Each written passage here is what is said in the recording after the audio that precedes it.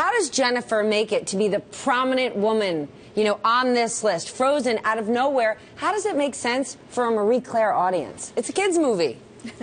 When we created the New Guard, Stephanie, we wanted to redefine power. So power is normally about how big your office is, you have the corporate jet, how big is your paycheck. And we think women are redefining power in terms of how they're getting things done through their networks, through their creative collaborations, and through creating content or businesses where no space was before.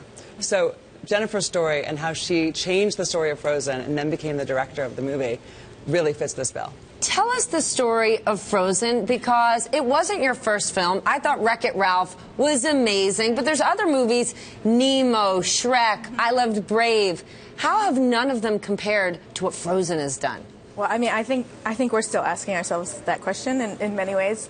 One of the really great things about Frozen, though, is a lot of us grew up on Disney films. We love the classics, but we were sort of antsy for what can we do today that would speak to today's audiences. And I think with Frozen, we took a lot of risks. And you know, John Lasseter and Ed Catmull, who run Disney from Pixar, they now run Disney.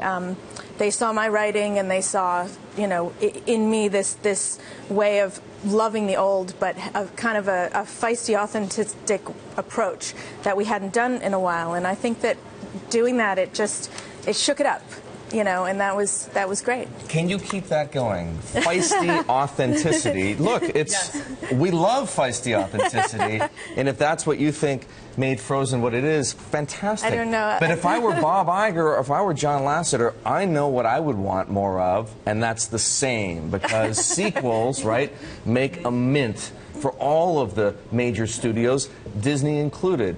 Is that what they're asking of you? Frozen 2, Frozen 3, Frozen 4, Frozen 5? Well, actually, Chris and I are dreaming of something new. You know, I'm sure everywhere we go, we get asked the Frozen 2 question. So far, we've been, I don't know if they're protecting us in a little bubble of denial for a while or what, but for now. A little bubble of denial. I like that, too. You know, but they're into keep shaking it up, keep looking for things new, and that's what I think is great. Like that. Yeah, they do. They push it. I mean, and that's kind of what Disney was and Disney wanted, and then, you know. I guess it's certainly what Pixar has been outside of the Toy Story series. Yeah. It's been a bunch of different... No, that's not true. Cars. There was Cars 1. And from your perspective, is it that the audience now wants to hear from courageous women who aren't damsels in distress, who aren't just princesses waiting to get taken away by Prince Charming? Absolutely. And I think that what happened in my mind with Frozen is what you talked about when you changed the characters to be more complex and really say, what does it feel like to be this original villain, which was Elsa?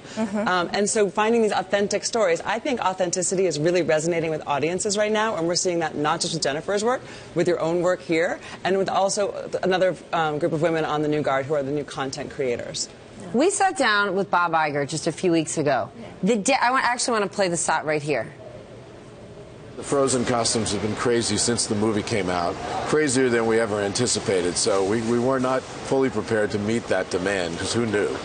But we're definitely prepared this season. We had a new array of costumes on the shelves, and we sold 36,000 dresses in 3 hours. To give you a sense, there were lines outside of Disney stores that I don't know if they were quite like the lines outside of Apple stores when the new phones came out, but it was close. But similar to Apple, 36,000 costumes sold in 3 hours. What gives? I saw Brave, I just want to say, a movie about a totally tough girl with red hair, and it didn't resonate the way Frozen has. I adored Brave, and I think Brave actually helped pave the way. And a lot of, like, all of the films that Disney's been doing lately and Pixar's been doing, I think led to us being able to do Frozen. And there's something about Elsa, I think, you know, her story resonates in that sense. We all have felt like, is there something wrong with me? What makes me special? Is that the thing that's bad, or is that something I can embrace? And I think at any age you relate to that. And plus, you know, she's like a female superhero with snow powers. I would go for that too as a kid. Why do you think we have more female content creators? Is it this quest for authenticity? You just can't have men writing women's voices anymore? Well, I think we've seen in the TV series, we also have Betsy Beers and Shonda Rhimes on our New Guard list, and they've just taken over Thursday nights with their new show, How to Get Away with Murder.